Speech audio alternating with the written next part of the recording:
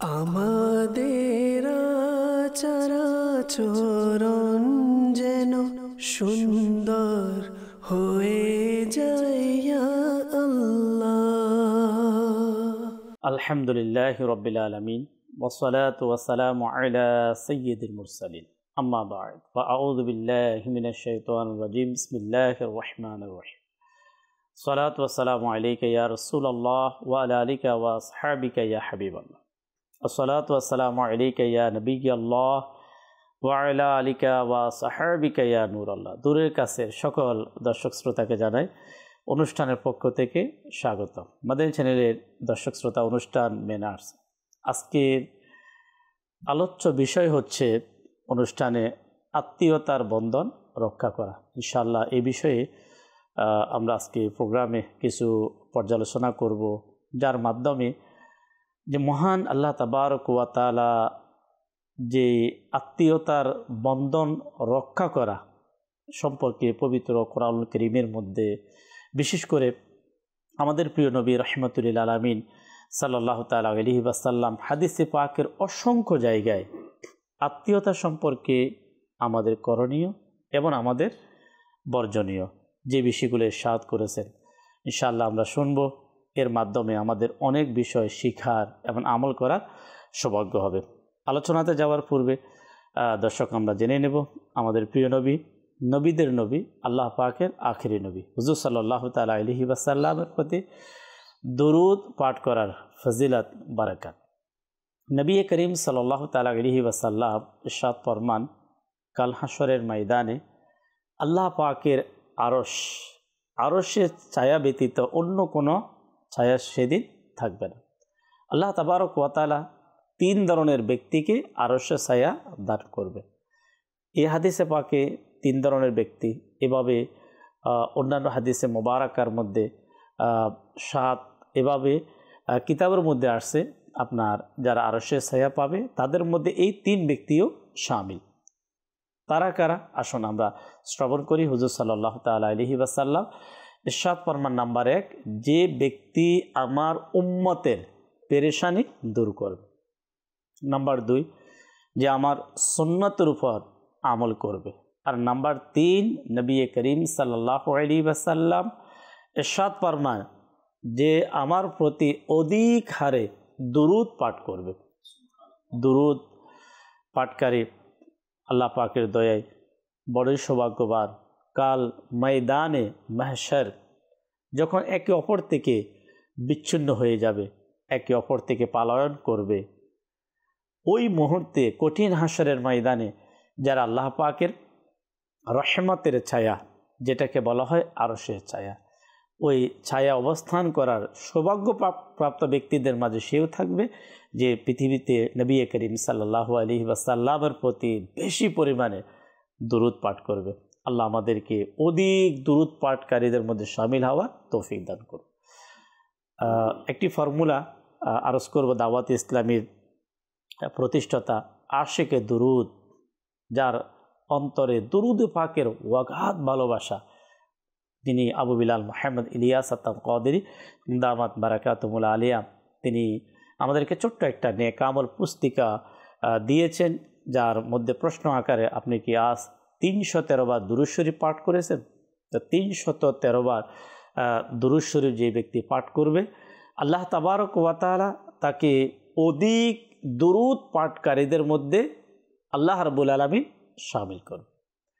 আল্লাহ আমাদেরকে প্রতিদিন কমপক্ষে 313 বার দুরূদ শরীফ পাঠ করার সৌভাগ্য অর্জন করার তৌফিক দান করুন।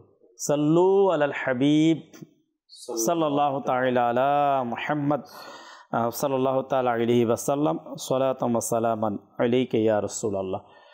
দর্শক শ্রোতা, আজকের অনুষ্ঠানের আলোচ্য বিষয় আত্মীয়তার বন্ধন রক্ষা করা।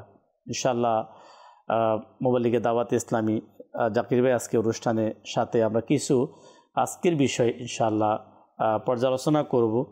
শুরুতে একটি আয়াতে মোবারকার দিকে আমি যাব, যা 15 পারা সূরা বনী ইসরাইলের 26 নম্বর আয়াতে আল্লাহ তাবারক ওয়া তাআলা কি ইরশাদ করলেন, সেই ইরশাদে মোবারক কী ছিল, আর এই আয়াতে মোবারকার অনুবাদ আলা হজরত ইমাম আহলে সুন্নত মুজাদ্দিদে দ্বীন মিল্লাত শাহ ইমাম আহমদ রেজা খান রহমতুল্লাহ তাআলা আলাইহি কোরআনুল করিমের বিখ্যাত বিশুদ্ধ তর্জমা, যার নাম হচ্ছে কানজুল ঈমান। এর মধ্যে এভাবে অনুবাদ করেন, এবং আত্মীয় স্বজনকে তাদের প্রাপ্য দাও।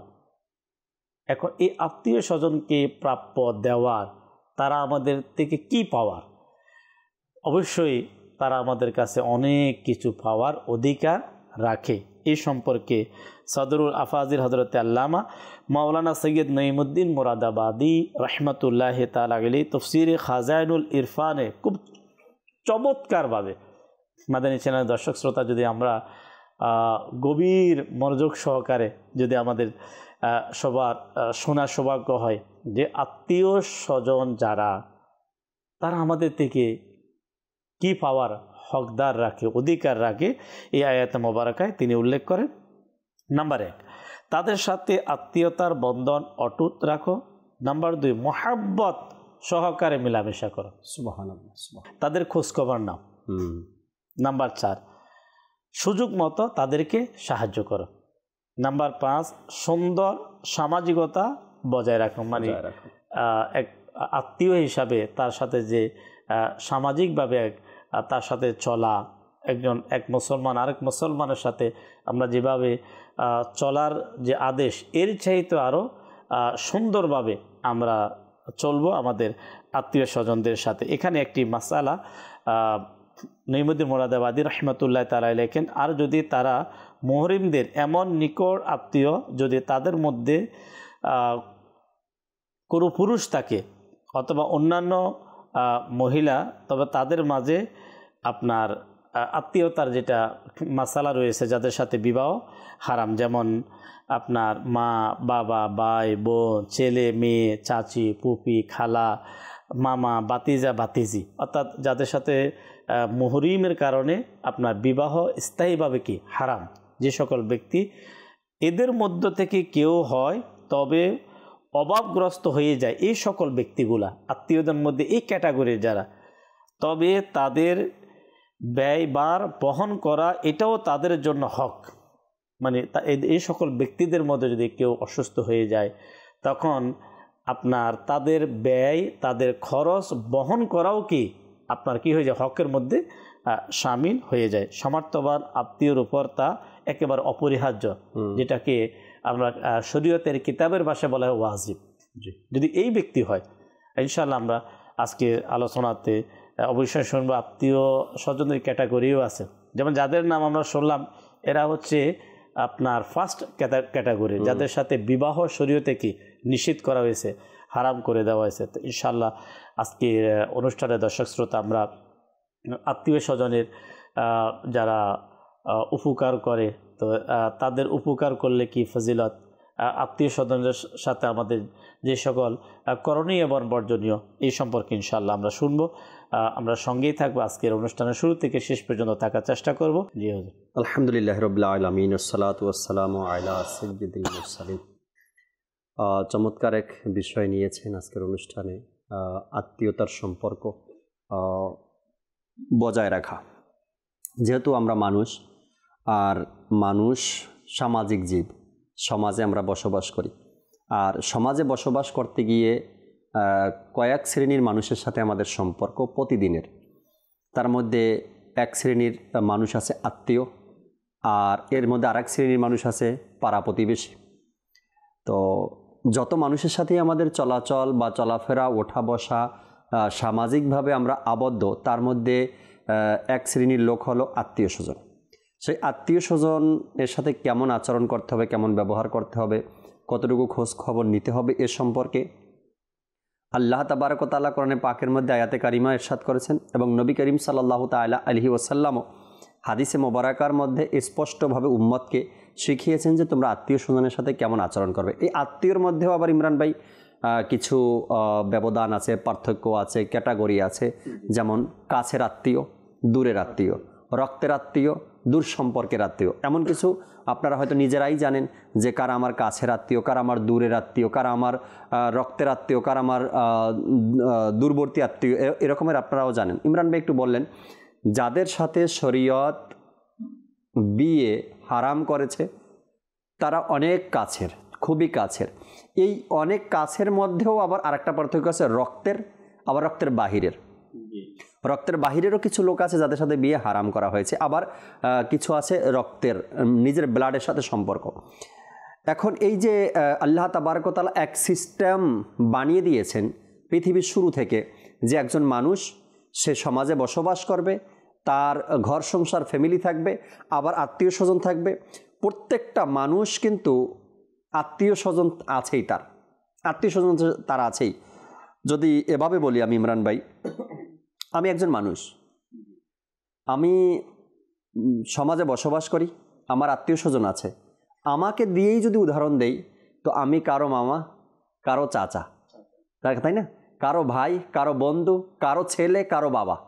মানে আত্মীয় সম্পর্কের মধ্যে যদি কোনো সম্পর্ক আপনার জানা আছে যে এই সম্পর্কটাও আত্মীয় সম্পর্কের মধ্যে আছে।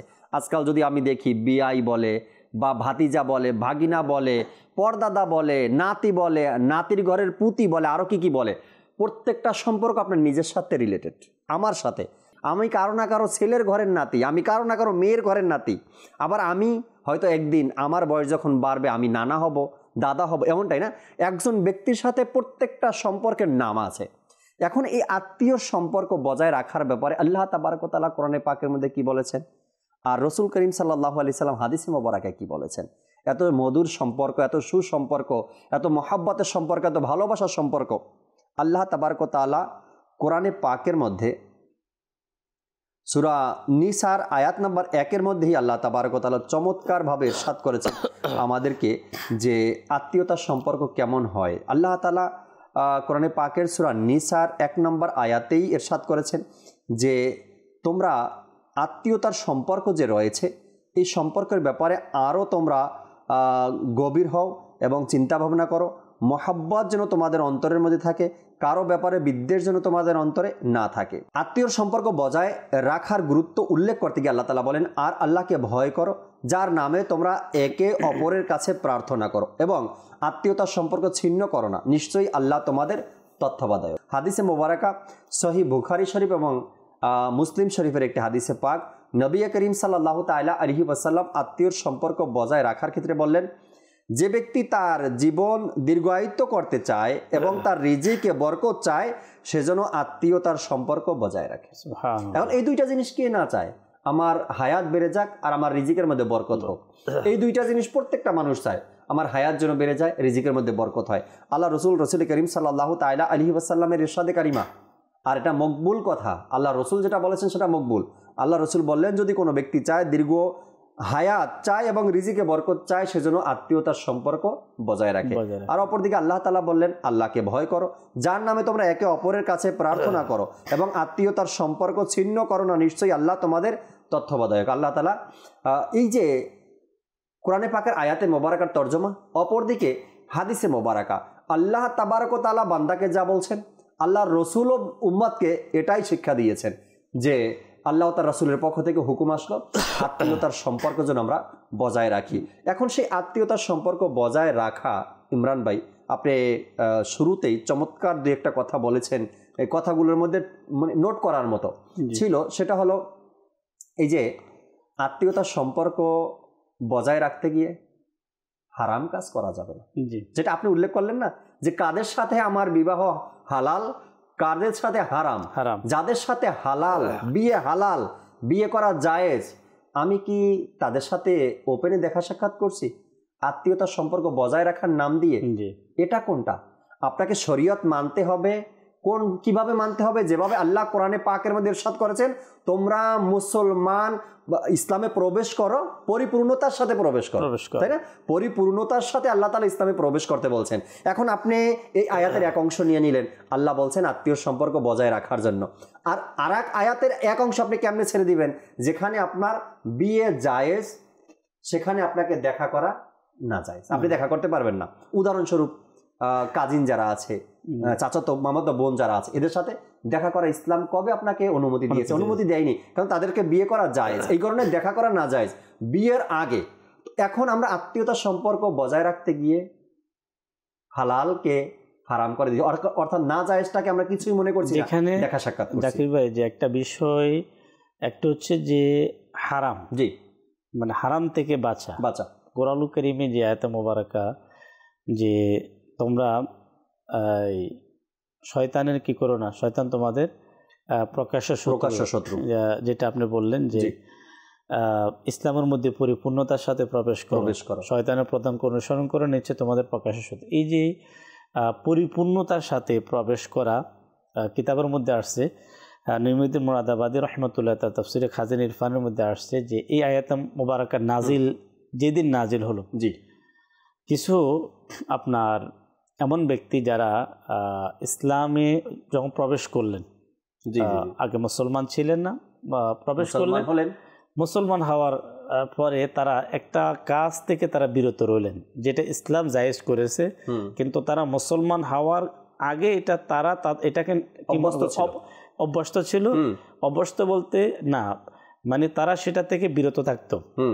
মুসলমান হওয়ার পরে এটা আল্লাহ তাআলা তাদের জন্য হালাল করেছে, সেটা ছিল ওটের মাংস খাওয়া। জি, এখন তারা যখন মুসলমান হওয়ার পরে এই কাজ থেকে কি করলেন, বিরত থাকতে। আচ্ছা, ওটা ছিল স্বাভাবিকভাবে, এটা তাদের জন্য ছিল একটা মুস্তাহাব কাজ, মন চাইলে আমি এটা থেকে বিরত থাকবো, খেলাম না, ওটা হারাম ছিল না। যে এখন দেখেন যে তারা একটা ওলামা ইকরাম বলেন যে এমন একটা কাজ থেকে নিজেদেরকে বিরত রাখলেন যে কাজটা কি ছিল না, মানে ফরজ ছিল না, ওয়াজিব ছিল না, একটা মুস্তাহাব কাজ। জি, এখন এই কাজটা মুসলমান হওয়ার পরে পরিহার করা, এটা আল্লাহ তাআলার কাছে পছন্দ হয়নি।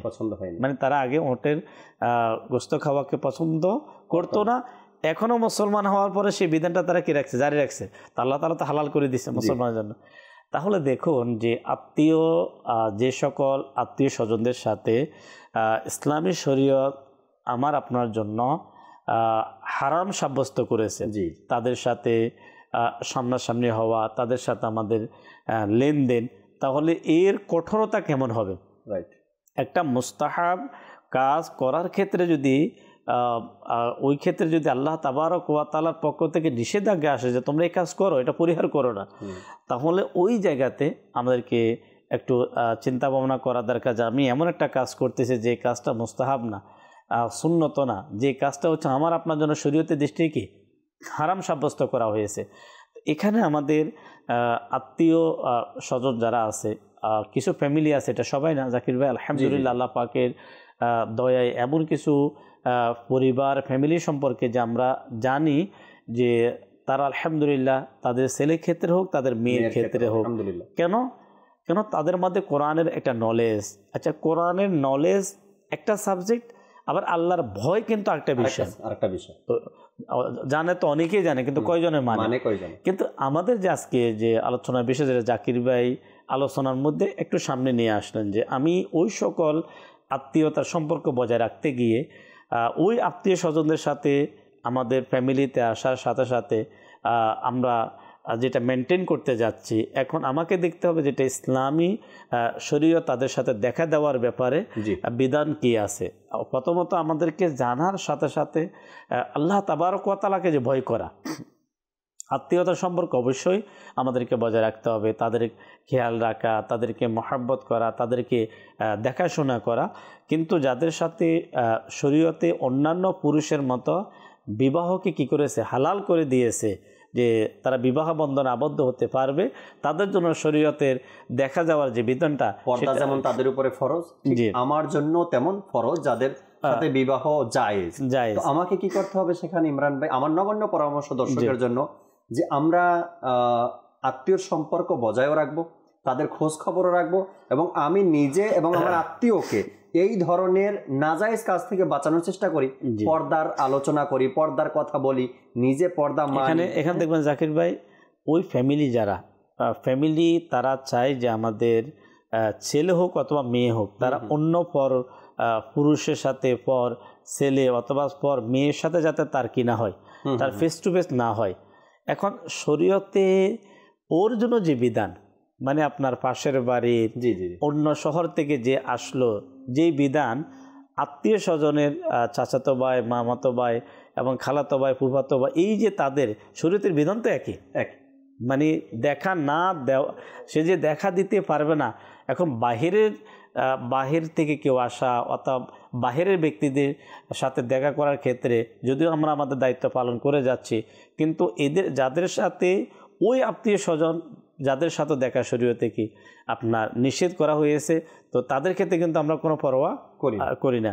এখানে আমাদেরকে দেখেন, আমাদের ইসলাম যে কথার বিষয় আসলো যে দেখা সাক্ষাতের বিষয়, যেমন এক মুসলমান নারী সে ওই পুরুষের সাথে যেভাবে সে পর্দার মেনটেন করবে, যার সাথে তার শরীয়তে বিবাহ কি করেছে, জায়েজ করেছে, তার শারীরিক অবস্থান অর্থাৎ তার পর্দার যে মেনটেনটা, অর্থাৎ তার শরীরের অঙ্গ প্রত্যঙ্গ যেগুলোর ব্যাপারে ইসলামের শরীয়তের সেম অমুসলিম নারীর কাছে, কার কাছে, অমুসলিম নারীর কাছে তাকে ওইভাবে তাকে পর্দার মেনটেন করতে হবে যেভাবে সে একজন পুরুষ মুসলমানের সাথে মেনটেন করে, পর্দা করে। আচ্ছা, এখন অনেকের আকলে আসতে পারে যে সে তো মহিলা, সে কি, এই বিষয়টা আমাদেরকে বোঝার জন্য যে বাহ্যিকভাবে সে কিন্তু মহিলা, কিন্তু ইসলামী শরীয়ত কেন বলেছে, আপনি যখন স্টাডি করবেন, ইসলামের বিষয়গুলোকে যখন আপনি জানবেন বুঝবেন, তখন আপনি বুঝতে পারবেন হ্যাঁ যদিও সে মহিলা, হ্যাঁ এটা ইসলামের উপকারের জন্য এই নিয়ম করা হয়েছে, আপনার উপকারের জন্য। জি জি জি, সেম আপনার ছেলে এবং আপনার মেয়ের উপকারের জন্য, যদিও আপনার একজন আত্মীয়, সে আপনার রক্তের সম্পর্ক, দূর রক্তের সম্পর্ক হোক, আপনার আত্মীয়তার মধ্যে থাকার পরও আপনি তাকে ফ্রিলিভাবে ছেড়ে দিতে পারেন না। এখানে কি আছে, কেন আমাদেরকে ইসলামের যে আহকাম, কোরআনের আহকাম, নবী পাক সাল্লাল্লাহু তাআলা ইসলামের আদেশ, এটা মেনে নেওয়ার মধ্যে আমাদের জন্য নিরাপত্তা। Right right. আমার একটা পয়েন্ট ছিল এটা ইমরান ভাই আজকের, যে আত্মীয়তার সম্পর্ক আমরা বজায় রাখবো। কোরআন ও হাদিসে পাকের মধ্যে অসংখ্য ফজিলতের কথা আসছে, কিন্তু আমরা জায়েজ পন্থা যেটা আছে, হালাল পন্থা যেটা আছে, এইভাবেই এটাকে আমরা মেনে চলবো। যেখানে পর্দার দরকার সেখানে আমি 100% পর্দা করার চেষ্টা করব, যেখানে যার সাথে পর্দার দরকার নেই আমি তার সাথে পর্দা, যেখানে ইসলামে দরকার নেই বা ইসলাম অনুমতি দিচ্ছে দেখা করা, সেখানে আমি দেখা করব। দ্বিতীয় পয়েন্ট আমার ছিল আজকের প্রোগ্রামে, যে আত্মীয় সম্পর্ক যেন স্বজনপ্রীতি না হয়, নিজের স্বার্থের জন্য না হয়। এটা ইমরান ভাই এখন তো একটা রোগ, একটা ভাইরাস হয়ে দাঁড়িয়েছে সমাজের মধ্যে। আত্মীয় সম্পর্ক বজায় রাখলে, যেটা আমি আগেও বলেছি, পরিপূর্ণতার সাথে ইসলামে প্রবেশ করতে হবে, ঠিক পরিপূর্ণতার সাথে আপনাকে আসতে হবে ইসলামের মধ্যে। আত্মীয় সম্পর্ক বজায় রাখতে গিয়ে স্বজনপ্রীতি যেন আমাদের দ্বারা না হয়। এখন কি হয়, যার সাথে যার তাল্লুক ভালো আছে, যার সাথে সম্পর্ক ভালো আছে, যার সাথে লেনদেন ভালো আছে, যার থেকে আর্থিক সাপোর্ট পাওয়া যায়, পরে কিছু পাওয়া যাবে, হ্যাঁ পাওয়া যাবে বা এখন পাওয়া যাচ্ছে, এই ধরনের মানুষের সাথে আমাদের সম্পর্কটা ভালো আছে। তাদেরকে আসা যাওয়া, মেহমানদারি করা, বা আমি তার বাসাতে যাওয়া, বাকি যত আত্মীয় স্বজন আছে তাদের সবার গীবত এই ব্যক্তির সাথে করা। আপনি জানেন কিনা যে আমার ভাই আমার সাথে কি করছে, আপনি জানেন কিনা আমার বাবা আমার সাথে কি করছে, আমার মা আমার সাথে কি করলো, আমার চাচারা আমার সাথে কি করলো, মানে আত্মীয় স্বজন বাকি যারা আছে সবাই আমার শত্রু, সবাই খারাপ, শুধু এই লোকটাই ভালো যার থেকে আমার উপকার, ফায়দা উপকার আসে। এই যে আত্মীয়তার নামে স্বজনপ্রীতি বলি বা একতরফা হয়ে যাওয়া বলি, আমি বলবো এখানে ইমরান ভাই, আজ যে আমার থেকে উপকার নিচ্ছে এবং সকল আত্মীয় স্বজনের কথা, উভয় ব্যক্তির আত্মীয়র গীবত এখানে হচ্ছে, এই ব্যক্তি যখন আমার থেকে সম্পর্ক নষ্ট করে দেবে, সে আমার দোষটাও তো আর এক আত্মীয়কে বলবে। আজকে ভাইয়ের মধ্যে দ্বন্দ্ব কিভাবে লাগে, এই আত্মীয় 3-4 জন বা অনেক ফ্যামিলি যখন একসাথে হয় তখন বিভিন্ন ধরনের কথা উঠে, এই কথাগুলো নিয়ে আত্মীয়তার সম্পর্ক ধীরে ধীরে নষ্ট হতে থাকে। একজনের ব্যাপার আরেকজনের কাছে বলা হয়, আরেকজনের ব্যাপার আরেকজনের কাছে বলা হয়, এই যে বিভিন্ন ধরনের কথাগুলো বলে এরপরে একতরফা হয়ে যায় সম্পর্কগুলো, বাকিরা সব আলাদা হয়ে যায়, তার সম্পর্কটা নষ্ট হয়ে যায়। এই যে দ্বিধাদ্বন্দ্বগুলো, এই যে গীবত করাগুলো বা এই যে পরনিন্দা করাগুলো, এর কারণে সমাজের মধ্যে অনেক আত্মীয়তার সম্পর্ক কিন্তু ইমরান ভাই নষ্ট হচ্ছে, কারো সম্পর্ক টিকে থাকতে পারতেছে না, শুধু এই বিভিন্ন কারণগুলোতে। এর আরেকটা কারণ হচ্ছে যে ইসলাম যখন বলল যে আপনি আত্মীয়দের মধ্যে কাদের খবর রাখবেন, বিশেষ করে বলা হচ্ছে যারা অসুস্থ অথবা যারা অভাবগ্রস্ত। এখন ইসলাম বলল যে আপনি অভাবগ্রস্তকে কি করেন, হেল্প করেন, তার পাশে থাকেন, তার সহযোগিতা করেন। এখন আপনি কি করলেন অথবা আমি কি করলাম, যে এ তো দুর্বল পার্সন, আমি যদি এর উপকার করে সে পরে হয়তো আমার কিছু করতে পারবে না। তখনই হচ্ছে যে আমরা ওই যে স্বজনপ্রীতি যেটা বললো যে তার সাথে সুসম্পর্ক রাখি, যার থেকে কখনো না কখনো চাইলে কোনো কিছু বেনিফিট আমাদেরকে নেওয়া যাবে, তা এটা আমাদেরকে করা যাবে না। অবশ্যই সে আত্মীয় হিসাবে তার সাথে আমাদেরকে সম্পর্ক রাখতে হবে, কিন্তু ইসলামের হুকুম হচ্ছে ওই সকল আত্মীয়দের আমরা খোঁজখবর রাখবো যাদেরকে উপকার করার মাধ্যমে সওয়াব পাওয়া যাবে, আল্লাহ পাকের সন্তুষ্টি পাওয়া যাবে। তো কাদের উপকার স্বাভাবিক তাদের প্রয়োজন হয়, যারা আত্মীয়দের মধ্যে যারা অসুস্থ থাকে, যারা ঋণগ্রস্ত থাকে, যারা অভাবগ্রস্ত থাকে, যাদেরকে খবর নেওয়ার কোনো ব্যক্তি থাকে না, তো তাদের পাশে আসার মাধ্যমে আপনি যেটা পাবেন ওই আপনার স্বাবলম্বী আত্মীয়র পাশে থাকার মাধ্যমে আল্লাহর পক্ষ থেকে সেটা পাওয়া যাবে না। কিছু কল নেব, তারপর ইনশাআল্লাহ আমরা আজকে আরো কিছু ইনশাআল্লাহ পর্যালোচনা করবো। যে কল চালিয়ে দিন। আমার নাম আহমদ, ঝিনাইদহ থেকে বলছি। আপনাদের এই যে চ্যানেল দেখেই যাচ্ছি, আমি সব সময় দেখি, এই যে এখনো দেখি আপনাদের চ্যানেল, আমরা সব সময় দেখি, খুব ভালো লাগে। এই চ্যানেলে সবাই আমরা দেখে খুব মানুষের মন টন সব নরম হয়ে গেছে, অনেক নামাজও হয়ে গেছে। দোয়া করবেন আমার জন্য। মাশাআল্লাহ, মোবারকবাদ। মাদানী চ্যানেল দেখে ইলমে দ্বীন শিখার আলহামদুলিল্লাহ আল্লাহ পাকের সন্তুষ্টি হাসিল করার সৌভাগ্য হচ্ছে। আল্লাহ তাআলা কবুল করুক। জি, পরবর্তী কল।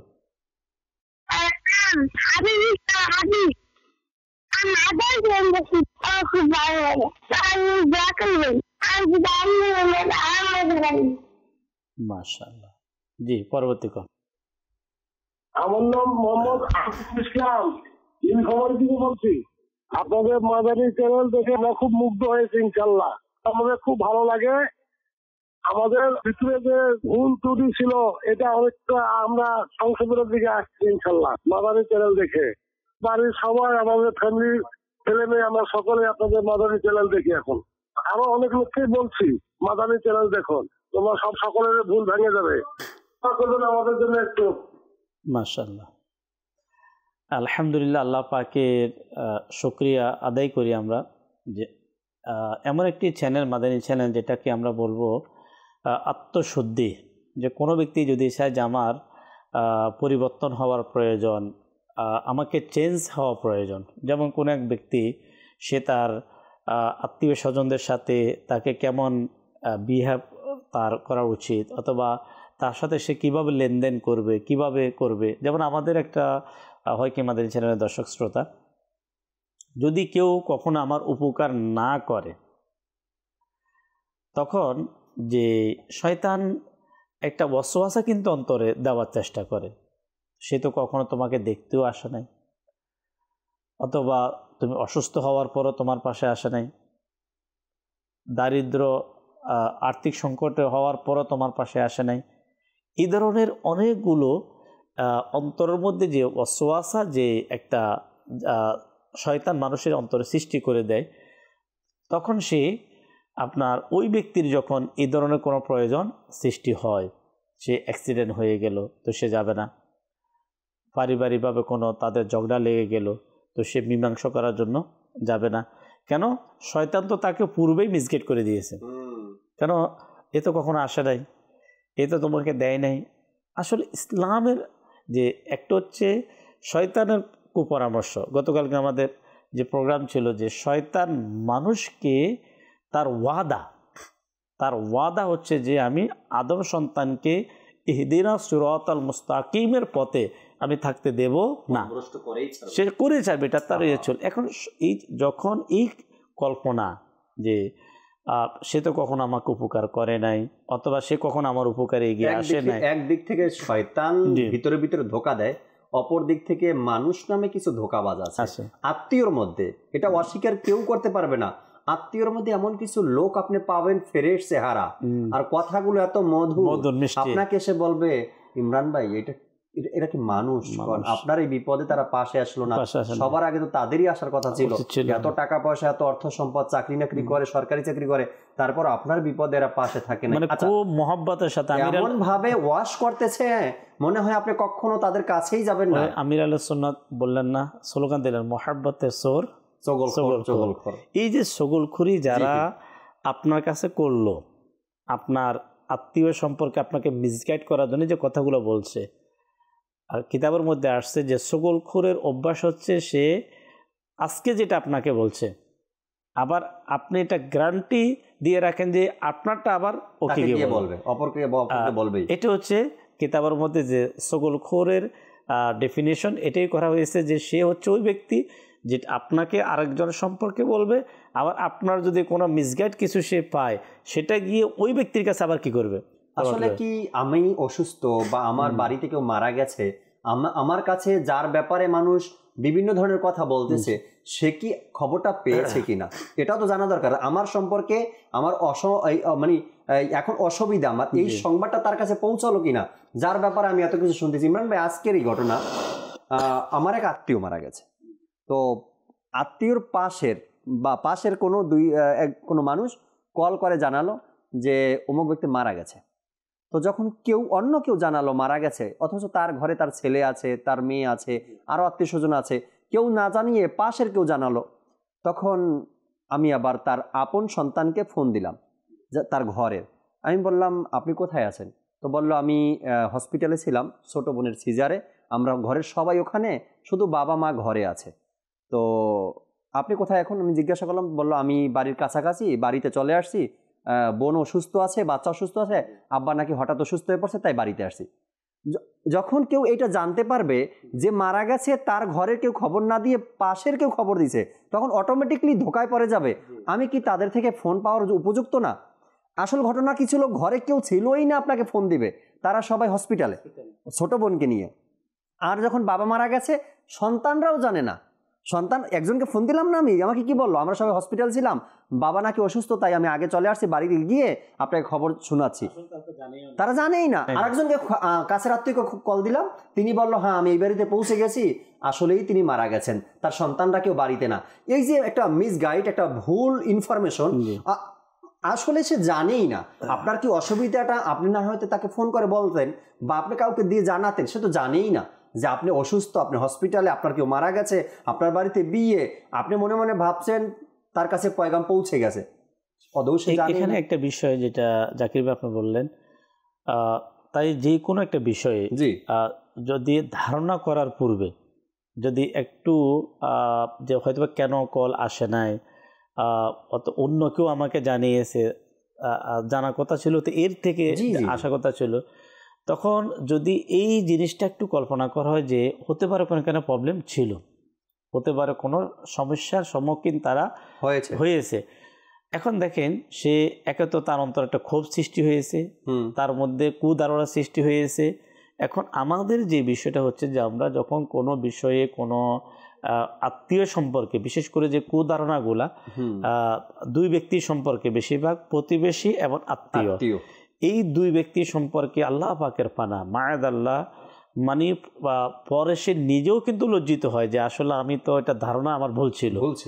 আমাদের সেটা বিয়ের অনুষ্ঠান বলেন, মৃত ব্যক্তির অনুষ্ঠান বলেন, পারিবারিক কোনো বিষয়ে বলেন, আপনার যখন কোনো ঘটনা সংঘটিত হওয়ার পরে কিন্তু যখন সেটা আমাদের পর্যন্ত সেটা আসে, আমরা বিবেচনা না করে, সেটাকে গবেষণা না করে, আমরা সাথে সাথে একটা ধারণা কি আমরা সিদ্ধান্ত নিয়ে নিই। তাই আজকে মাদানী চ্যানেলের দর্শক শ্রোতা, আজকে মাদানী চ্যানেলের মাধ্যমে অনুরোধ করব যে ইসলাম আমাদেরকে কোনো কিছু না জেনে না বুঝে আপনার অন্তরে কারো ব্যাপারে খারাপ যে ধারণা করা, যেটা আমাদের বিষয় হচ্ছে আত্মীয়তার বন্ধন রক্ষা করা। অনেক সম্পর্ক নষ্ট তো হচ্ছে এই ধারণার কারণে। তো আত্মীয় সম্পর্ক আমি বজায় রাখবো কিভাবে যদি আমার ধারণাটাই আমি পরিবর্তন করতে না পারি? ঠিক, যে ধারণা যদি প্রতিনিয়ত খারাপ, কারো ব্যাপারে চিন্তা করতে খারাপ চিন্তা আসে, তখনই দেখা যাচ্ছে যে আস্তে আস্তে সেটা কি আমাদের যে আত্মীয়তার বন্ধন রক্ষা করার যে রবের হুকুম, সেটা বিচ্ছিন্ন হয়ে যাবে। আরেকটা বিষয় জাকির ভাই, এখন যেটা বর্তমানে আমাদের সমাজে দেখা যাচ্ছে যে আত্মীয়দের মধ্যে দুটা শ্রেণী ভাগ হয়ে যাচ্ছে। একটা হচ্ছে যারা স্বাবলম্বী, তারা, আর একটা হচ্ছে যারা দুর্বল, দারিদ্র, তারা। এর কারণ কি? মানে এদের ভাগ হয়ে যায় আলাদা, এরা আলাদা। এটার হয়তো মানে অনেক কারণ। আমি যতটুকু আমার এই পর্যন্ত আমি দেখলাম, যাদেরকে আল্লাহ তাবারক ওয়া তাআলা ধন দৌলত দিয়েছে, তাদের একটা সম্পর্ক ওই শ্রেণীর ব্যক্তিদের সাথে। এখানে অনেকগুলো কারণ আছে। যখন কোনো গরিব আত্মীয় এমন আত্মীয়র বাড়িতে আসে, ইমরান ভাই আপনি দেখছেন কিনা জানি না, এমনটা হওয়া উচিত না। যখন কোনো গরিব আত্মীয় আমার বাসায় আসছে, ধনী ব্যক্তির কাছে গরিব আত্মীয় আসছে, তখন সেই মহিলা যদি থাকে তো তাকে দিয়ে ঘরের হাঁড়ি পাতিল সহ সব কাজের মধ্যে তাকে লাগানো হয়। আর পুরুষ মানুষ যদি হয়, মাছের বাজার থেকে নিয়ে গরুর গোশের বাজার পর্যন্ত ওই পুরুষ আত্মীয়কে দিয়ে করানো হয়। একদিন, 2 দিন, 3 দিন যখন কোনো আত্মীয় দেখে আমি তার বাড়িতে বেড়াতে আসছি, আজকে আমার বাচ্চার মাকে দিয়ে ঘরের সব কাজ করানো হয়, আমাকে দিয়ে বাজার করানো হয়, কালকে থেকে না আসলাম তোমার বাড়িতে, এই যে ধীরে ধীরে দূরে টান। এরপরে আপনার এই গরিব আত্মীয়কে যদি কেউ কখনো দান করে, অনুদান করে বা খুশি হয় কিছু দেয়, সেটার খোটা দেওয়া, এটা নিয়ে মানুষের সামনে তাকে লজ্জা দেওয়া, এই যে কথাগুলো আছে, এ কারণে এই আত্মীয় সম্পর্কগুলো, এই যে ধনী আর গরিবের আত্মীয়, তারাও বাঁচতে চায় এদের থেকে, তারাও বাঁচতে চায়। ইমরান ভাই, কেন যাব ভাই সেখানে? এমন অভিযোগও করে, আমার আত্মীয় আছে, অনেক বড় লোক আছে, কিন্তু আমরা যাই না। কেন যাই না? তাদের কাছে গেলে আমাদের সাথে চাকরের মতো ব্যবহার করে, মনে হয় আমরা তার বাড়ির চাকর, এইভাবে আমাদের সাথে ব্যবহার করতে আমরা যাই না। আচ্ছা, আবার যারা টাকাওয়ালা আছে, তাদের সাথে টাকাওয়ালাদের সম্পর্ক কেন হয়? তার বাড়িতে গেলে সম্মান পাই, ভালো জায়গা পাই বসার জন্য, খাবারের ইন্তেজাম ভালো করে, আপ্যায়ন ভালো করে, এরপরে আরও অদূর ভবিষ্যতে আরও সম্পর্ক টিকিয়ে রাখার জন্য আরও নতুন নতুন প্ল্যানিং করে, কার ছেলে কার কাছে বিয়ে হবে, কার মেয়ে কোন বাড়ির মেয়ে আনবে, এভাবে করে। তো এই যে টাকাওয়ালা আত্মীয় সম্পর্ক, যদি আপনার কোনো কিছু প্রয়োজন হয় আমাকে বলে দেবেন। হ্যাঁ, দেখেন জাকির ভাই, ও তো এর কাছে তো আছেই, এই যে আবার বলে দেওয়া যে যদি কোনো কিছু প্রয়োজন হয় আমাকে জানাবেন, কিন্তু যাদের প্রয়োজন, যাকে দেখার কেউ নেই, যাকে দেখার কেউ নেই, যার প্রয়োজন, আমি আত্মীয় হিসাবে আমাকে প্রশ্ন করি, আমি কি তাকে বলছি যে আপনার যদি কোনো প্রয়োজন হবে আমাকে একটু স্মরণ করবে, রাইট, আমি যতটুকু পারি আমি আপনার পাশে থাকব। এই যে দেখেন, আমি কেন আপনাকে প্রশ্নটা করলাম, যদি আমরা যেই কালামকে আমরা মানি, যে রসুল পাকের হাদিসকে আমরা মানি, তো সেখানে তো ভাগ করা হয় নাই। সেখানে কি বলা হয়েছে যে যারা ধন্যাঢ্য তো আত্মীয়, তারা তাদের স্ট্যাটাস নিয়ে থাকে? আমরা কি ওই হাদিস শুনি নাই? আল্লাহ রসুল তো গরিবদেরকে বেশি ভালোবাসেন, তাই না? গরিবদেরকে ভালোবাসার জন্য উৎসাহ দিয়েছেন, গরিবরা আগে জান্নাতে যাবে এ কথা বলেছেন। আর কত দলিল, গরিবদেরকে ভালোবাসার আর কি চাই? আল্লাহ রসুলের হুকুম যে গরিবরা আগে জান্নাতে যাবে, তাই না? তাহলে তো আমাদেরকে ওইটাকেই গ্রহণ করা দরকার। বরং যারা তাদের সাথে অবশ্যই এর মানি না যে যারা পয়সাওয়ালা, যারা ধন্যাঢ্য বা তাদের কাছে যাব না এমন না, কিন্তু আমাদেরকে ক্যাটাগরি মেনটেন করতে গিয়ে যাদেরকে, অর্থাৎ যারা একটু অবহেলিত, তো তাদের সাথে আমাদের যে সব সম্পর্ক, হ্যাঁ এখানে আমাদের চ্যানেল দর্শক শ্রোতা যে সবাই যে তার গরিব আত্মীয় স্বজন থেকে দূরে থাকে তা না, কিন্তু দিদি বাড়তে যাচ্ছে। আচ্ছা, বাড়তে যাচ্ছে বিদায় তো কিন্তু আলোচনা। এখানে আরেকটা কথা বলবো, অনেক দর্শক হয়তো বা এটার সাথে পরীক্ষিত, যখন গরিব আত্মীয় নিজের বংশের থেকে আসে তখন তাদের প্রতি অবহেলাটা বেশি থাকে। যখন গরিব আত্মীয়টা শ্বশুর বাড়ির দিক থেকে আসে তখন তাদের প্রতি তো কদরটা বেড়ে যায়। এটার নামও কি স্বজনপ্রীতি বলবো না? এটাও কি মুখ চিনে খাদিম দেওয়াটা বলবো না? এটাতে কিন্তু বলো না যে আজ শ্বশুর বাড়ির আত্মীয় গরিব আছে তো তাদের কদর অনেক বেশি, আজ নিজের আত্মীয় তো সেখানে কদর নেই, বা বাপের আত্মীয় যেটা সেটার কদর নেই, এরকমেরটা যেন আমরা না করি। কাল কিয়ামতের ময়দানে হিসাব দিতে হবে। আসলে আমি এক শব্দে যে পৃথিবীর সমস্ত মুসলমানদের জন্য শ্রেষ্ঠ আইডলকে নবী পাক সাল্লাল্লাহু আলাইহি ওয়াসাল্লাম। আপনি যতই দামি হন না কেন, যতই বড় জ্ঞানী হন না কেন, পৃথিবীতে আল্লাহর পরে সৃষ্টি জগতের সর্বশ্রেষ্ঠ যিনি, তিনি হচ্ছে আমার আপনার নবী রাহমাতুল লিল আলামিন, নবী পাক সাল্লাল্লাহু তাআলা আলাইহি ওয়াসাল্লামের পাশে সিদ্দিক আকবর, যিনি আফদালুল বাশার বা'দাল আম্বিয়া, মানে নবীদের পরে মানুষদের মধ্যে শ্রেষ্ঠ যিনি সিদ্দিক আকবর রাদিয়াল্লাহু তাআলা আনহু আপনার বাম সাইডে। আচ্ছা, ডান পাশে অল্প বয়সের একটা ছোট্ট ছেলে, এই কোন একটা কিছু, সেটা পানি হতে পারে অথবা কোনো কিছু উপহার হতে পারে, নবী করিম সাল্লাল্লাহু তাআলা আলাইহি ওয়াসাল্লামের আখলাকে মুবারাকা, আল্লাহ আল্লাহ আল্লাহ, মানে এটা হচ্ছে এক অকল্পনীয় স্বজন প্রীতি যদি হতো তাহলে সিদ্দিক আকবর রাদিয়াল্লাহু তাআলা আনহু নবী পাক সাল্লাল্লাহু তাআলা আলাইহি ওয়াসাল্লামের ওই বাচ্চার তুলনা ক্যাটাগরি যদি করতে যায় তাহলে কোন লেভেলের ছিল? হাই হাই, এটা পৃথিবীর সমস্ত মানুষ জানে। আপনার আপনি কি শুধু সাহাবি বলবেন, শুধু কি শ্বশুর বলবেন? মানে সিদ্দিক আকবর রাদিয়াল্লাহু তাআলা নবী পাক সাল্লাল্লাহু আলাইহি ওয়াসাল্লামের কেমন সম্পর্ক ছিল, কিন্তু হুজুর সাল্লাল্লাহু তাআলা আলাইহি ওয়াসাল্লাম বাচ্চা থেকে অনুমতি নিচ্ছে। আগে কাকে দিচ্ছে? বাচ্চাকে। আদা বচ্চা।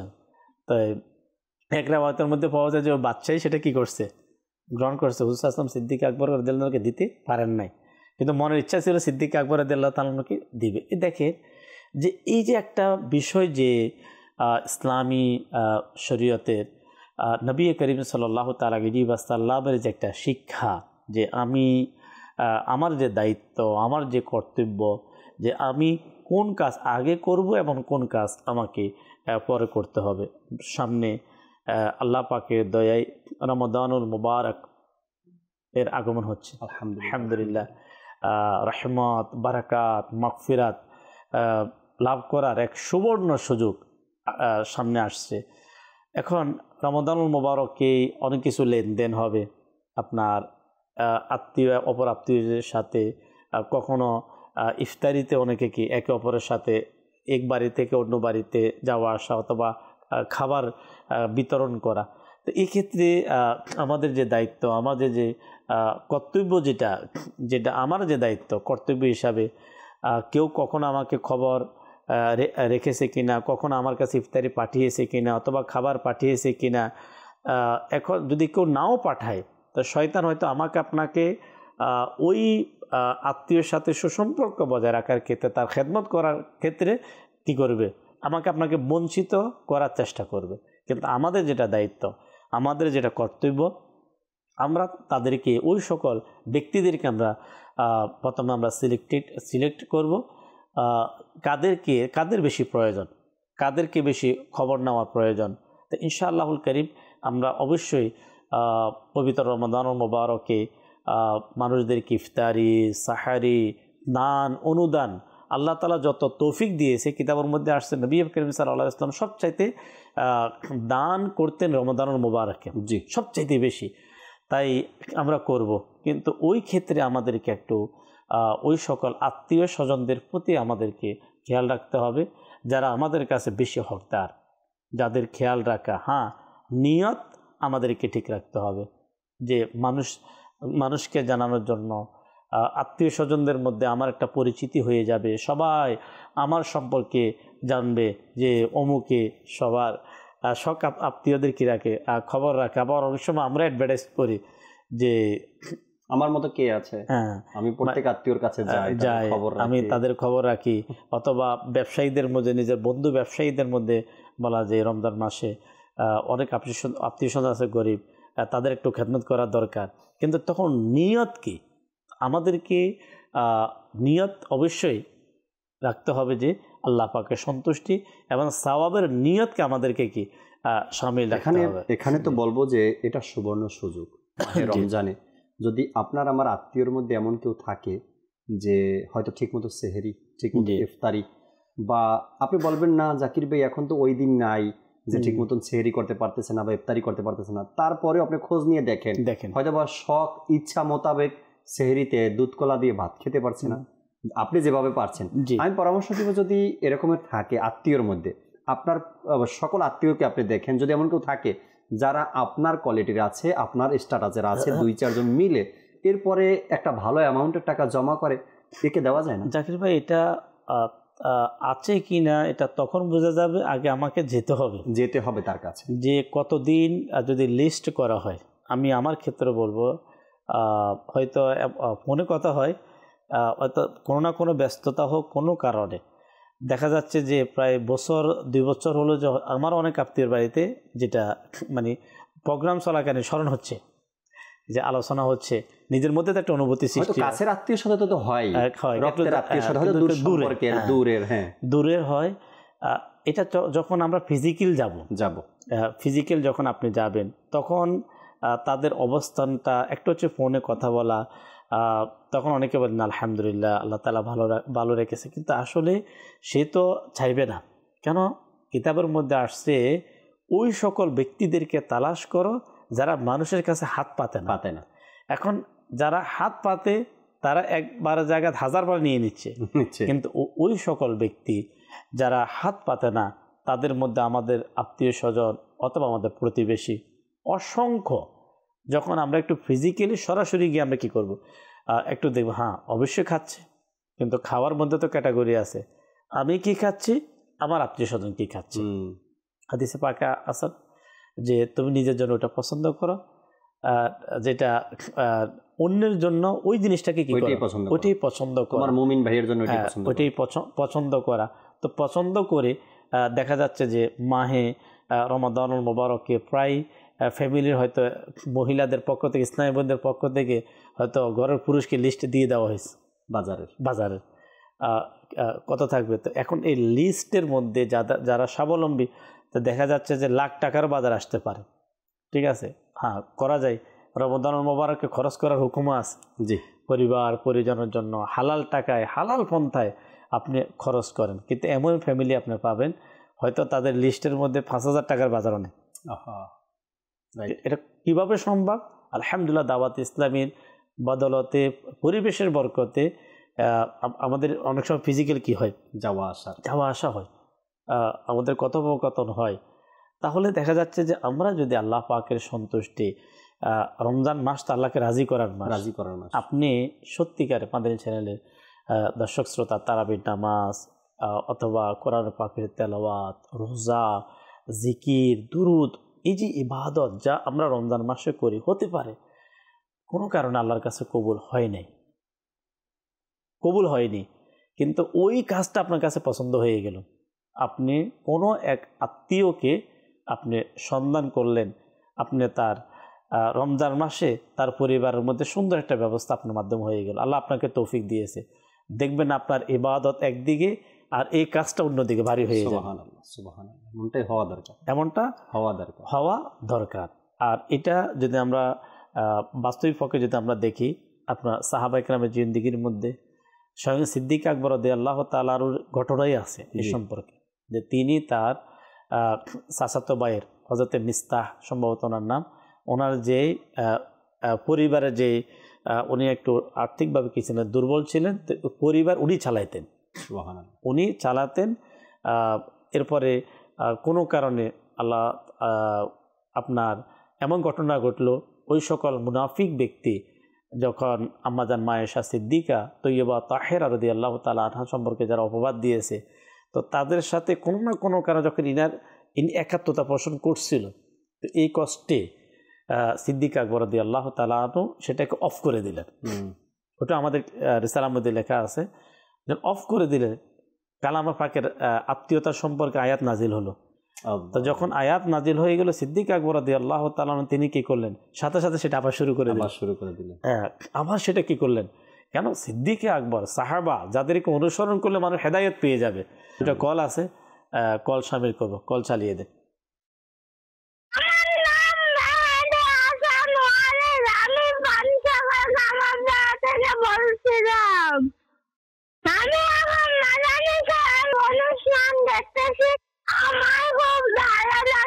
আল্লাহ তাআলা বরকত দিক, আল্লাহ তাআলা দীর্ঘ নেক হায়াত দান করুক। জি, পরবর্তী কল। আমার নাম মাসুম। মাদানী চ্যানেলটা আমার কাছে খুবই ভালো লাগে, আপনাদের অনুষ্ঠানটা। আমি অসুস্থ থাকি, তা আমার জন্য একটু দোয়া করুন। আল্লাহ তাআলা শিফা দান করুক। পরামর্শ দেব, পাশাপাশি দাওয়াত ইসলামীর আলহামদুলিল্লাহ মানব কল্যাণের যে খেদমত, পরোপকারিতার, রুহানি চিকিৎসা ইস্তেখারার সাথে ভালোভাবে একটু যদি যোগাযোগ করা যায়, তা ইনশাআল্লাহুল কারীম আশা করি এর থেকেও আপনার উপকার আপনি পাবেন। আমাদের আলহামদুলিল্লাহ পাকের দয়ায় দাওয়াত ইসলামী বিশ্বব্যাপী আলহামদুলিল্লাহ দিনই খেদমত করে যাচ্ছে। তো মাদানী চ্যানেলের দর্শক শ্রোতাকে বলবো যে আলহামদুলিল্লাহ মাদানী চ্যানেলের মাধ্যমে খেদমত, ওলামা তৈরি করা, হাফেজ কোরআন বানানো, এরপরে অসংখ্য অগণিত বর্তমানে যদি দাওয়াত ইসলামীর এই বিভাগের কথা যদি আমরা বলি, যেটা মানুষ আপনার তাবিজাত সংগ্রহ করে উপকার পাচ্ছে, লাখ লাখ হয়ে যাবে, হয়তো কোটি হয়ে যেতে পারে, এমন লিস্ট থাকতে পারে। এটাও খেদমত। দাওয়াত ইসলামী যে আলহামদুলিল্লাহ খেদমত করে যাচ্ছে, এই যে সামনে মাহে রমাদানুল মোবারকে বাংলাদেশের মানুষ পুরা বাংলাদেশ ও পুরা বিশ্বের যারা বাংলা ভাষাভাষী তাদের জন্য মাদানী চ্যানেল তো অনেক বড় নিয়ামত। আলহামদুলিল্লাহ। ইফতার, কত ইসলামী ভাই কত ইসলামী বোন সোশ্যাল মিডিয়ার কোনো না কোনো সাইট অবলম্বন করে আপনার মুনাজাত ইফতারে দোয়া করবে। আচ্ছা, মাদানী চ্যানেলের পুরো ট্রান্সমিশনে কী থাকতেছে কিছু ইনশাল্লাহ জাকির ভাই বলবে, কিন্তু আমার যেটা বলার উদ্দেশ্য যে ট্রান্সমিশন যেটা তৈরি করা হচ্ছে এর যে এক বিশাল যে ফাইন্যান্সিয়াল আপনার এই ফাইন্যান্সিয়াল যদি আমরা দর্শক যারা মাদানী চ্যানেলকে আমরা মহব্বত করি, মাদানী চ্যানেলের যদি আমাদের বুঝে আসে হ্যাঁ মাদানী চ্যানেল খেদমত করে যাচ্ছে, মাদানী চ্যানেলের মাধ্যমে মানুষ পরিবর্তন হচ্ছে, তাহলে এ মাহে রমাদানুল মুবারকে আমরা মাদানী চ্যানেলকে দাওয়াত ইসলামীকে আমরা কি রাখি, সাথে রাখি আর্থিকভাবে। কেন আল্লাহ পাকের দয়া, বিশেষ করে আমি যদি আমাদের বাংলাদেশের কথাই বলি, বাংলাদেশের মুসলমান আল্লাহ পাকের দয়া মাহে রমাদানুল মুবারকে প্রচুর পরিমাণে আপনার আল্লাহ পাকের রাস্তায় খরচ করা করছে। আলহামদুলিল্লাহ। বলি যে মাদানী চ্যানেলের যে রমজানের শুধু সেট, রমজানের সেট লক্ষ লক্ষ টাকা সেটের পিছনে খরচ আছে। যদি কোনো দর্শক চায় যে আমাদের 2টা স্টেশন চট্টগ্রামে এবং ঢাকায়, যে আমি কোনো স্টেশনের সেটের দায়িত্ব নিতে চাই রমজানের, হয়তো প্রতি বছর রমজানে তারা দেখে এক চমৎকার সেট আমরা বানানোর চেষ্টা করি, কেননা বছরে একবারই রমজান আসে আর পুরো রমজান জুড়ে একটা সেটেই আমরা প্রোগ্রাম করি। তো সেটটা ওই রকমেরই আমরা বানানোর চেষ্টা করি সবসময়। এবছরও চমৎকার এক সেটের ডিজাইন করা হয়েছে আর কাজও শুরু হয়ে গেছে রমজানের প্রোগ্রামগুলো ওখান থেকে। আপনি বলছিলেন দর্শককে যে কি কি প্রোগ্রাম আসতেছে। ইমরান ভাই, মাদানী চ্যানেল তো এটাই চায় মাহে রমজানের 1 সেকেন্ডও যেন কারো বৃথা না যায়, প্রত্যেকটা সেকেন্ড যেন তারা প্রোগ্রাম দেখে, কোরআন ও হাদিসের আলোচনা শুনে। আমি যদি বলি ফয়জানের সেহরি এবছর 3:30 থেকে শুরু, রাতের 3:30টায় শুরু, সেই 1.5 ঘন্টা কম বেশ, 1.5 ঘন্টা ফজরে আজান পর্যন্ত চলবে। এই যে সেহরি শুরু হলো 3:30 থেকে শুরু হলো 7টা পর্যন্ত, সকাল 7টা পর্যন্ত কন্টিনিউ চলতে থাকবে নিগরানি সূরা বয়ান পর্যন্ত। আর প্রোগ্রাম শুরু হবে প্রতিদিন সকাল 11টা থেকে, প্রতিদিন সকাল 11টা থেকে শুরু হবে, পরের দিন সকাল 7টায় এন্ড হবে। জি, মানে 7 থেকে 11, 8, 9, 10, 11, 4 ঘন্টা গ্যাপ মাঝখানে, আর বাকি সব ফ্রেশ প্রোগ্রাম। জি, লাইভ আছে এর মধ্যে। আমি কয়েকটা প্রোগ্রামের নাম বলছি।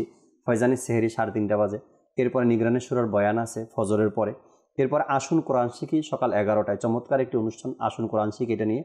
এরপরে সফলতাকে মূল্যায়ন করুন, ডাবিং প্রোগ্রাম। দরসে সিরাত, এটাও ডাবিং প্রোগ্রাম। জান্নাতের সুসংবাদ প্রাপ্ত রমণীগণ, খলিফা আমিরুল সুন্নাতের, এটাও ডাবিং প্রোগ্রাম। এরপরে আমলের পরিশুদ্ধতা প্রতি জুমার দিনে যেটা হয়ে থাকে। এরপরে রুহানি চিকিৎসা ইস্তেখারা 2টা বাজে লাইভ আছে, কিছুক্ষণ হামদনাথের আসরের লাইভ আছে। রমজানের ডাক 3টা বাজে চট্টগ্রাম থেকে লাইভ হবে।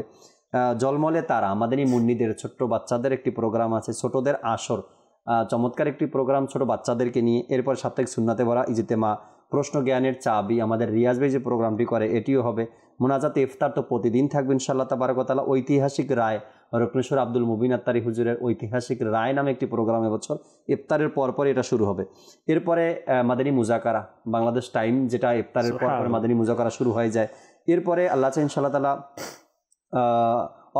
অগ্রগতির দিকে আরমান ভাই একটি চমৎকার অনুষ্ঠান নিয়ে আসতেছে এবার রমজানে। এরপর রমজানের সৌন্দর্য তারাবি নামাজের পরে, আর এরপরে মাদানী মুজাকারা আবার শুরু হয়ে যাবে। 2টা মাদানী মুজাকারা হয় রমজানে, আর বাকি অন্যান্য প্রোগ্রামগুলো মিলিয়ে প্রতিদিন সকাল 11টা থেকে নিয়ে পরের দিন সকাল 7টা পর্যন্ত। আমরা দর্শক শ্রোতা বলতে পারি মাদানী চ্যানেলের মজলিসট তাদের দায়িত্ব পালন করতে প্রস্তুত, কিন্তু আমরা প্রস্তুত কিনা। আমরা 2 দিক থেকে দর্শক শ্রোতা আমরা প্রস্তুত থাকব। একটি হচ্ছে মাদানী চ্যানেল দেখা, অপরকে দেখানো, আর দ্বিতীয় হচ্ছে যে এই বিশাল ইন্তেজাম, যেহেতু বর্তমান আমরা সকলেই কম বেশি আমরা নলেজ রাখি যে বিশাল আয়োজন, যারা একটু ছোট্ট এটা কি বলবো সোশ্যাল মিডিয়ার কোনো একটা সাইট যারা পরিচালনা করেন তারা অনেক সময় হিমশিমের মধ্যে পড়ে যায়। কিন্তু আলহামদুলিল্লাহ আল্লাহ পাকের দয়ায় মাদানী চ্যানেল এক বিশাল আলহামদুলিল্লাহ স্যাটেলাইট চ্যানেল আল্লাহ পাকের দয়ায় দাওয়াত ইসলামী আলহামদুলিল্লাহ চালিয়ে যাচ্ছে। তা আশা করব যে আমরা আমাদের নিজের থেকে, আমাদের পরিবার, আত্মীয় স্বজন, আমাদের মাদানী চ্যানেলে আলহামদুলিল্লাহ রমাদানুল মোবারকে বিশেষ করে অল টাইম আমাদের যে অ্যাকাউন্ট নাম্বারগুলো, বিকাশ নাম্বার, অ্যাকাউন্ট নাম্বার, জাকাতের জন্য আলাদা, নফল সাদেকার জন্য আলাদা আর চলমান। তা আমরা কেউ মেহরুম থাকবো না ইনশাল্লাহ, প্রতি কিছু না কিছু সময়ে আমাদের আজকের প্রোগ্রামের একেবারে শেষের দিকে প্রোগ্রাম শেষ করতে হবে। যেতে যেতে আমরা হাদিসে মোবারকা একটা হাদিসে মোবারকা শ্রবণ করি।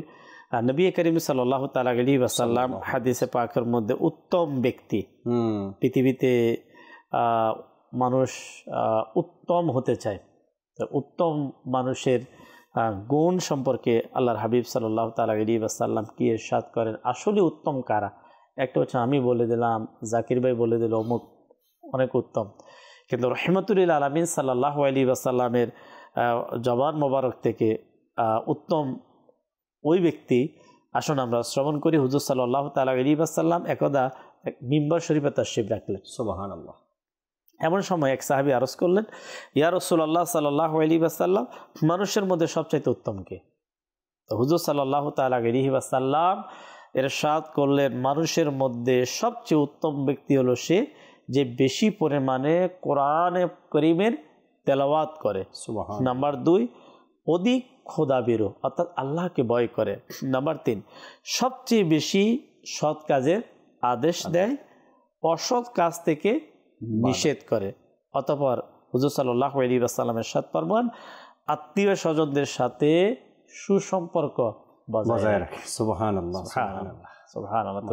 আল্লাহ তাবারক ওয়া তাআলা আমাদেরকে আল্লাহ এবং তার রাসূলের কাছে উত্তম হওয়া, পৃথিবীর মানুষ কেউ কখনো ভালো বলবে। সিদ্দিক আকবর রাদিয়াল্লাহু তাআলা একটি ঘটনা আছে না এরকমের, যে তিনি যখন বিদায় হজে গেলেন, শেষ মানে বিদায় হুজুর রাসূল কারীম সাল্লাল্লাহু আলাইহি ওয়াসাল্লাম শেষ ভাষণ, হ্যাঁ বিদায় হজে মানে শেষ ভাষণের যে হজটা ছিল বিদায় হজ, হুজুর সাল্লাল্লাহু আলাইহি সাল্লাম এটাকে বলা হয় যে বিদায় হজ বা বিদায় ভাষণ। ওইখানে যখন সফরে ছিলেন সিদ্দিক আকবর রাদিয়াল্লাহু তাআলা এক মক্কাতুল মুকাররমার এক গ্রামে ঢুকে গেলেন। তো সাহাবা একরাম জিজ্ঞাসা করলেন, হে আবু বকর সিদ্দিক রাদিয়াল্লাহু তাআলা আনহু, আপনি হঠাৎ শহর ছেড়ে গ্রামের ভিতরে ঢুকছেন? তো সিদ্দিক আকবর রাদিয়াল্লাহু তাআলা আনহু বললেন যে ব্যস্ততার কারণে হুজুর সাল্লাল্লাহু আলাইহি সাল্লামকে নিয়ে হিজরতে গিয়েছিলাম 10 বছর আগে, এরপরে ওখানে ইসলাম কায়েম করা বা ওখানে মুসলমানদের জন্য শান্তির পরিবেশ তৈরি করা, যা সব কিছু মিলিয়ে আমি এক ব্যস্ততার মধ্যে কিছুদিন ছিলাম, কিন্তু এই গ্রামে আমার এক আত্মীয় ছিল। আল্লাহ আল্লাহ আল্লাহ আল্লাহ। তো আজকে যেহেতু চলে আসছে এখানে হজের উদ্দেশ্যে, তো একবার আত্মীয়র বাসায় গিয়ে দেখি, খোঁজ নিয়ে দেখি যে তারা এখানে আছে কিনা। তো সিদ্দিক আকবর নবী করিম সাল্লাল্লাহু আলাইহি সাল্লাম তরবিয়ত ছিল সাহাবা একরামের, যে আত্মীয়তার সম্পর্ক বজায় রাখা, খোঁজ খবর নেওয়া। সাহাবা একরাম ওটার উপরে 100% আমল করছেন। আর এগুলোই কিন্তু বর্ণনায় পাওয়া যায়। আলহামদুলিল্লাহ, তাদের সেই অনুসরণ করে মুসলমান, কিন্তু আত্মীয় সম্পর্ক বজায় রাখে। আল্লাহ আমাদেরকে সাহাবা একরামকে অনুকরণ করে কোরআনুল করিমকে মেনে নবী পাক সাল্লাল্লাহু আলাইহি ওয়াসাল্লামের আদর্শ বাস্তবায়ন করে আত্মীয়তার সাথে সুসম্পর্ক বজায় রাখার তৌফিক দান করুক।